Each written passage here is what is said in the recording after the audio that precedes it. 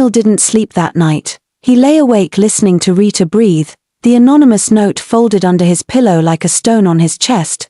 Leave this house before it's too late. Few days later, his mind was made.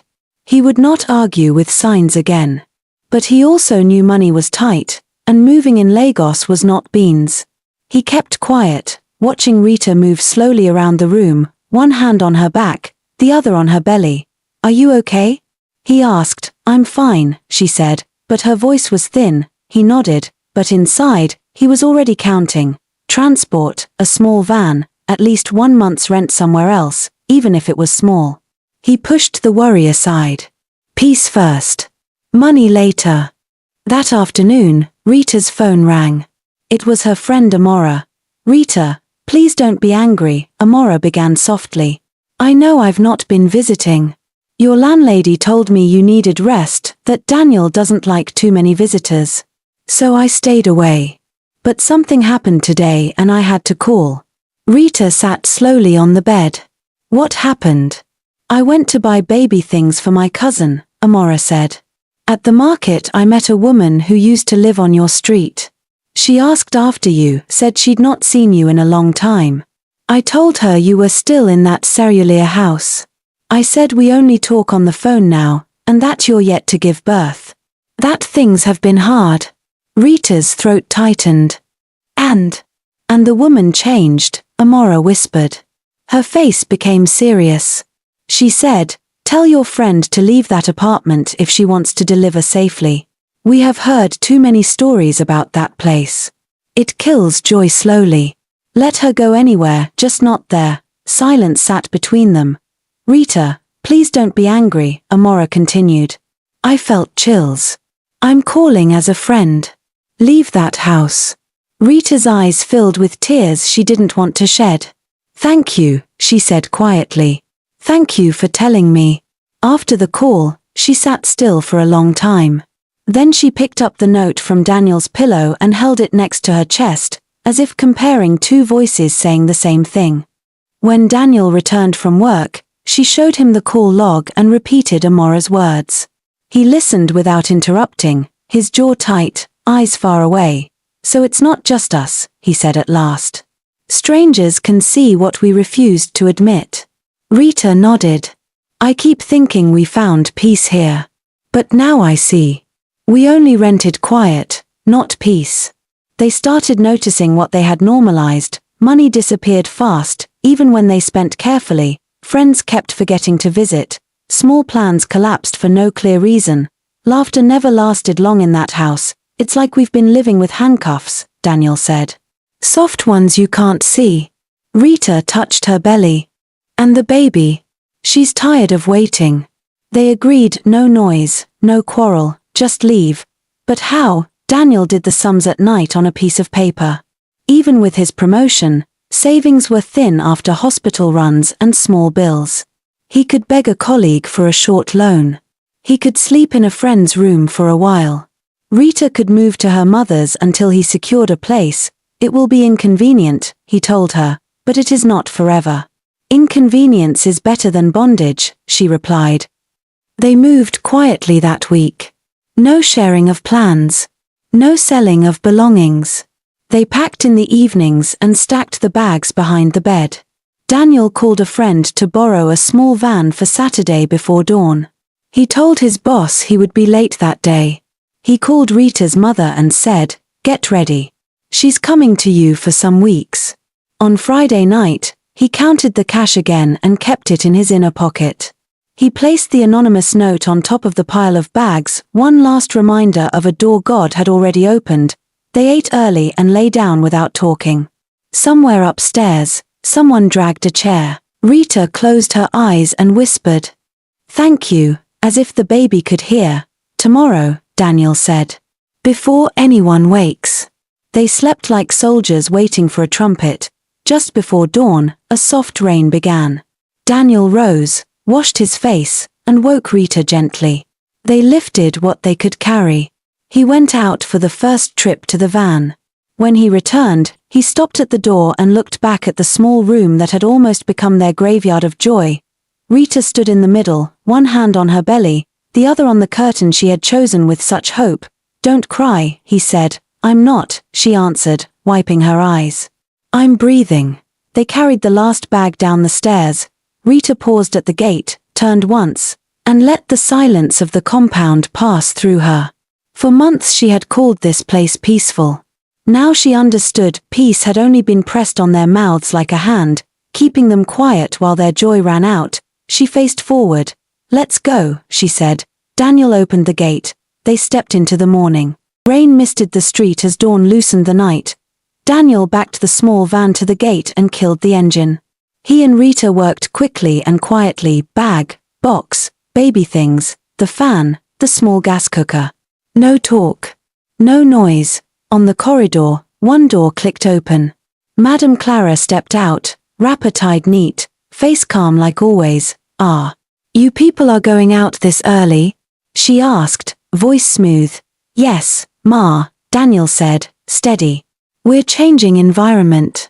Just for now." Her eyes moved Rita's belly, the bags, then Daniel's face. The smile stayed, the warmth didn't. "Safe journey," she said softly. "God go with you." "Amen," Rita replied. No scene. No argument. Just a farewell that felt like a hand pressed on water, keeping every ripple hidden. They carried the last bag. Outside the building, an old neighbor, quiet and withdrawn, hardly ever speaking to anyone, sat alone on a small wooden stool. Hands on his knees, eyes down. He didn't speak. He didn't wave. But as the van door slid shut, he lifted his head the smallest inch enough for Daniel to read the message. "Go.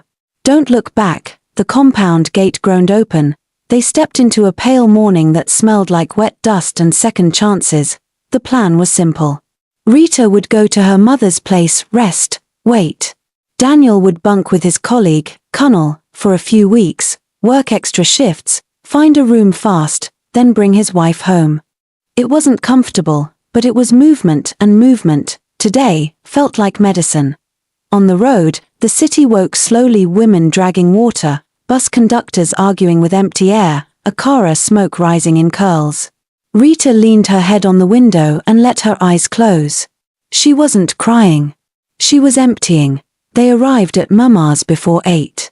Mama opened the door before they even knocked, like she'd been standing behind it all night.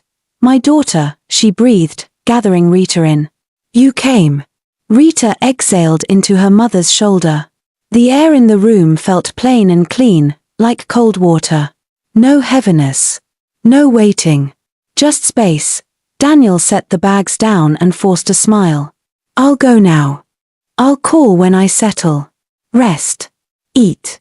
Don't worry." Rita held his fingers, a brief, tight clasp.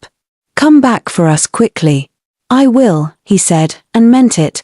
Back in Saint-Eulier, as Daniel drove back to return the borrowed van, he suddenly remembered he still had the apartment key in his pocket. He sighed, turned the van around, and headed back to the compound. But when he got there and saw the gate man at the entrance, he decided not to go to the landlady. Instead, he handed the key to him, and as he was about to walk away, the old neighbor's voice floated from the shade of the tree, thin but firm. "Don't let your feet forget this morning." Daniel faced him. The man's eyes looked clearer in daylight, like a harmattan sky. "Did you write that note?" Daniel asked. The man's jaw worked. He didn't answer yes or no. He only said, "Carry your joy and run fast. Some of us sat too long. Our legs forgot." Daniel bowed his head once, respect for a warning and for the man who gave it too late for himself, and left. By noon, he was at Connell's place, a narrow room shared with 2 others. It wasn't home, but it wasn't heavy. That counted. He ate bread and tea without appetite, texted Rita "I'm okay," then spread his shirt on a rope by the window to dry. Tomorrow, he'd start hunting. Tonight, he would rest like a man who had found the door. At Mama's, Rita slept through the afternoon like a child after fever. She woke to stew and laughter and the small, ordinary noises of a house that wasn't watching her. When Amora called again, her voice tumbled out with relief. "Have you left?" "Yes," Rita said. "This morning." Amora exhaled hard. God bless you. The woman I told you about said once people leave that place, things start moving again. She didn't give details. She just said, don't argue with warning. Rita smiled into the phone. We didn't. That night, mother and daughter prayed short prayers without shouting. No declarations. No wrestling. Just gratitude that felt like a soft blanket, and for the first time in months, Rita's sleep was one straight line from night to morning. Contractions started at dawn, small taps at first, then a rhythm that built like drums before rain. Mama, Rita whispered, sitting up. I think it's time. Mama was already tying her wrapper. I know. The hospital wasn't far. The nurses were brisk and kind. No delays, no mix-ups, no come back tomorrow. Papers signed, room found, bed made. Within hours, labor deepened, work, pain, breath, push. Sweat on Rita's brow, Mama's hand on her shoulder, the midwife's voice steady as a metronome. At 10:17 a.m., a cry split the room, sharp, alive, undeniable, a girl. The nurse said, grinning. Rita's eyes flooded. Thank you, she whispered, over and over, as if the words themselves were water she had been thirsty for. Daniel arrived breathless, shirt half-buttoned, eyes on fire. He stopped at the door, swallowed, then stepped in like a man entering a holy place. The world shrank to two faces, his wife and his daughter. She's here, Rita said, voice hoarse but bright. Daniel bent and kissed her forehead, tears he couldn't hide. We left, and she came. Mama laughed softly. Some doors only open when your feet move. Life did not transform into gold overnight. That wasn't the miracle they needed. This one was better. Things began to respond again. Paperwork that used to tangle, processed. Small debts, repaid one by one. Daniel's overtime, approved. 2 weeks later, he found a modest one-room with light and air and a window that actually faced the sky. The rent wasn't cheap, but it was honest. He bought a second-hand cot and a new curtain, nothing fancy, just cheerful. On moving day, he carried the cot in like an offering. Rita stood in the doorway with the baby on her shoulder, and the room felt bigger than it was. Welcome home, he told them. They arranged their few things without ceremony. The baby slept. Late afternoon poured through the window, warm and ordinary. Daniel boiled rice, oversalted it, and they ate laughing like people who had restored a little clumsiness to their lives.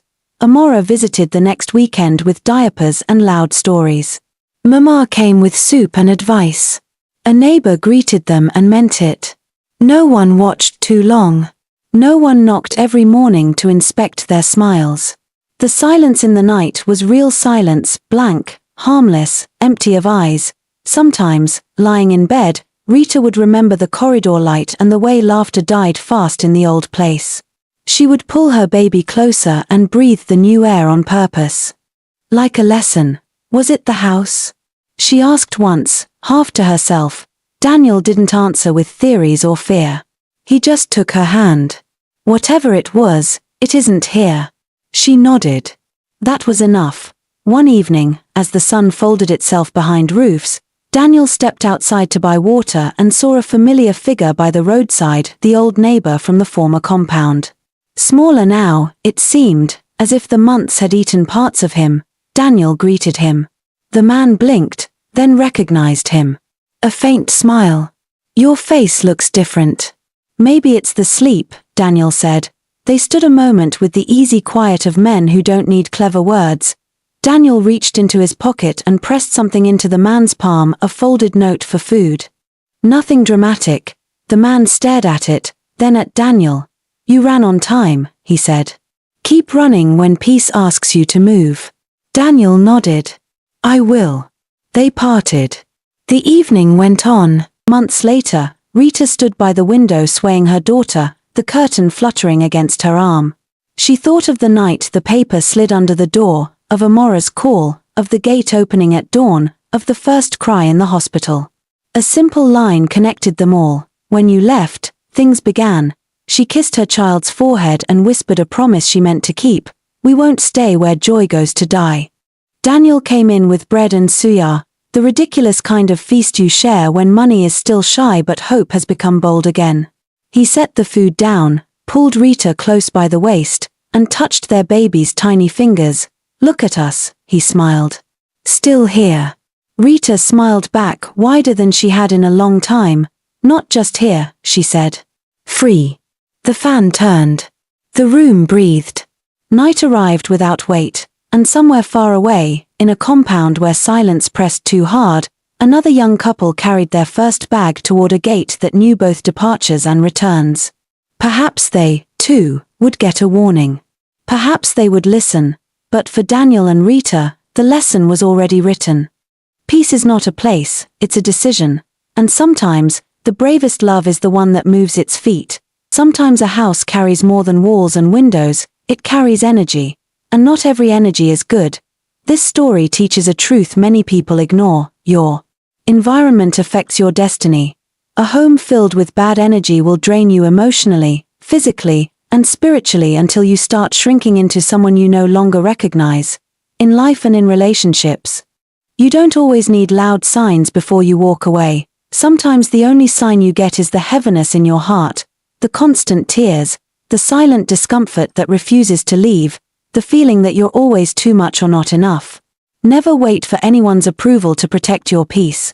Don't stay because you're scared of starting over, and don't keep fighting for a place or a person whose spirit rejects yours. Learn to let go even when it hurts. Learn to move on even when you don't know what tomorrow holds. Happiness grows in safe spaces, not in places where you're being drained. And destiny flourishes in environments where your presence is welcomed, not resented. Your peace is priceless, your joy is not negotiable, and your life should never be tied to a doorway that closes every time you try to rise. Thank you so much for watching. If this story touched your heart, opened your eyes, or reminded you of the importance of protecting your peace, please like this video, share it with someone who needs this message, and tell me in the comments what lesson stayed with you the most. Don't forget to subscribe and turn on the notification bell, so you won't miss any of our suspense-filled stories. Until next time, stay wise, stay peaceful, and always choose environments that let your light grow.